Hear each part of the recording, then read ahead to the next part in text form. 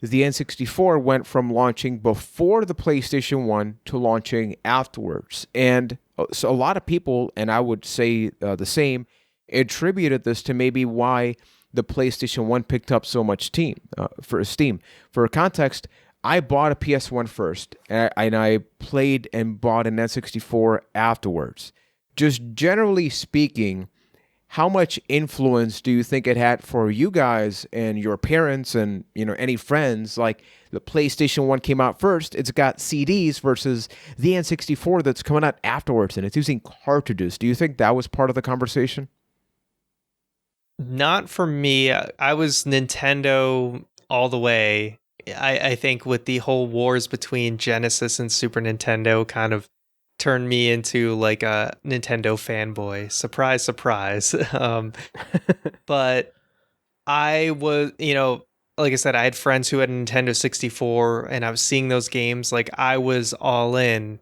I did eventually get a PlayStation, but I mean, you can chalk that up to television for really creating my desire for that, because I would see commercial after commercial of all these awesome games, and then it would be like on PlayStation, and I'm just like, dang. Like it'd be, oh, that game's so awesome, only on PlayStation, only on PlayStation, like over and that over. little commercial Yeah, thing. just, and it was like I was getting very jealous, because at the end of the day, when you look at the libraries, PlayStation had so many more games, and eventually I was like, okay, I need to get a PlayStation because there's so many games I'm missing out on.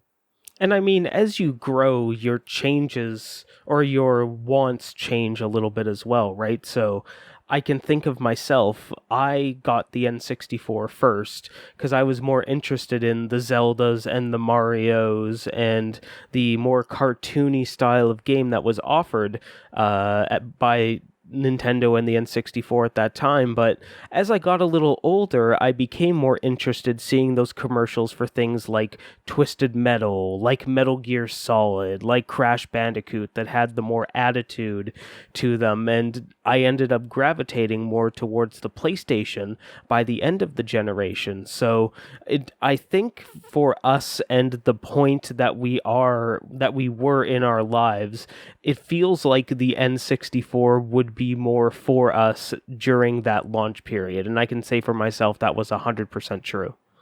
Yeah, and we'll be talking about that once again in regarding the launch year games, just like sort of what was the library and then what we played around that time. But as I mentioned, the PS1 came out beforehand. So we're going to have a very interesting switch here where we're going to be just briefly bringing up some of the PS1 games that came out, not all of them, like in its launch cycle, but we're also going to be talking about some of the Super Nintendo games that came out in 1995, because kind of like the NES to Super Nintendo, Nintendo did continue to support the previous console in the transitional process. And there were a couple of games in there that it's like, as we were prepping, where I was blown away at the fact that some games came out in the launch year, and we'll talk about that later, and these bigger games that came out towards the end of the Super Nintendo generation. So starting with PS1, Ryan, could you list off some of the ones that we have here for a launch?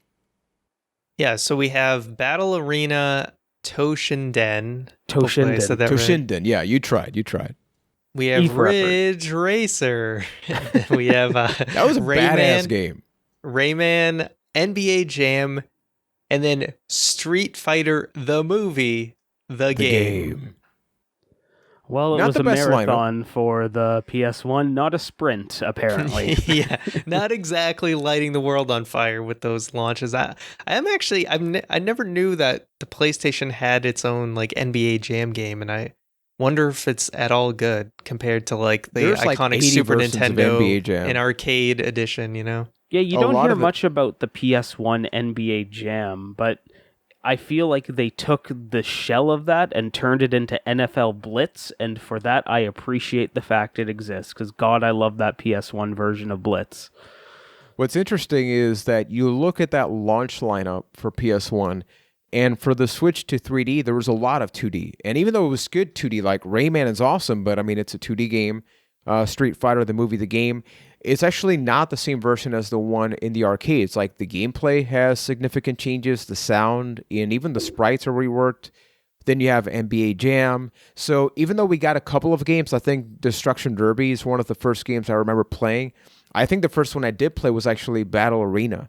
And even though, because I got a PS1, I want to see it launch or damn close to it, as much as I like having it, it was kind of like, I can't tell which is the one game I'm supposed to be like, you got to play this. I really did not feel that. But then when we go over to the Super Nintendo, Keith, could you do me the honors in listing out those games for 1995? In 1995, we were getting Donkey Kong Country 2, Diddy Kong's Quest, Yoshi's Island. Wait. We got to go back. Ryan's going to correct you.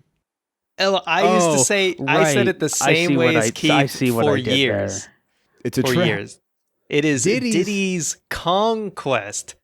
I only learned that like 4 years ago. I'd like to don't worry about it. I understand that you didn't make this title, but I'd like to go behind the grammar of it. So this is saying it's Diddy's Kong Quest. I am saying it's clear for the audience. Yeah.